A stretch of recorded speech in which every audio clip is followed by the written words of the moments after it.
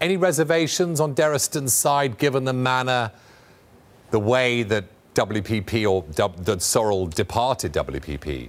It's hard to say, but I think what you just said kind of answers the question, which is that this is largely an endeavor started by Sorrell. I mean, S4 Capital, the company that is being acquired as Sorrell's fund, he's backing this with his money.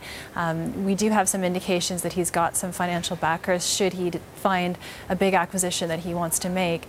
But this is largely Sorrell's endeavor here. Should he find a big acquisition he wants to make? Any idea what he's going to spend that money on? There's lots of speculation that Sorrell is going to focus on the ad industry that he just departed. He was running the world's largest advertising company at WPP. The one that analysts speculate the most about, but it's a pretty big ticket item, is Kantar, which is a unit of WPP that Sorrell was particularly fond of. That would cost him $4 billion. So it's not clear whether he has the ammo to go after something that large, but so far we know communication services as a broad category.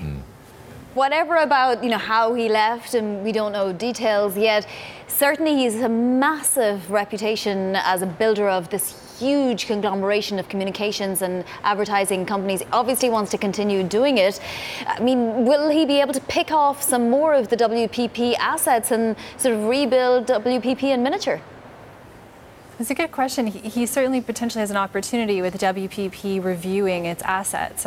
We know that they're sort of taking a broad look at the company and trying to sort out, do they want to be in every single area that they're in? They're in, public relations, they're in digital advertising, they're in all sorts of different areas. So he may have opportunities at WPP.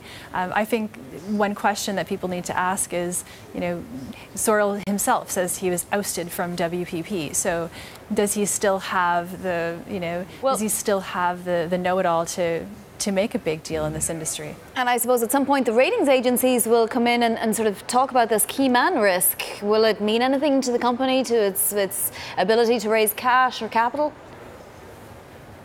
That's a really good question. I'm not sure if we know the answer to that at this point. I think one thing that's good to keep in mind is that WPP itself has its AGM in 2 weeks' time, and Sorrell's big splash that he's coming back is coming out 2 weeks before that.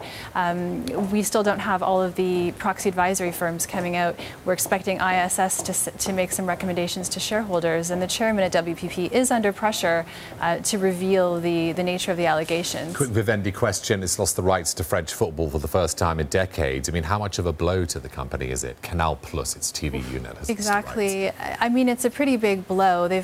They've held on to these rights since the creation of the league in 1984, and this is a key part of their proposition to retain subscribers, is that they want to watch French soccer. It looks like they'll probably be able to do a sub-license deal with MediaPro, which is the company that's won the bulk of these rights. The question is at what cost. MediaPro is paying, as a total, 60% more. So it could be quite expensive for Canal Plus.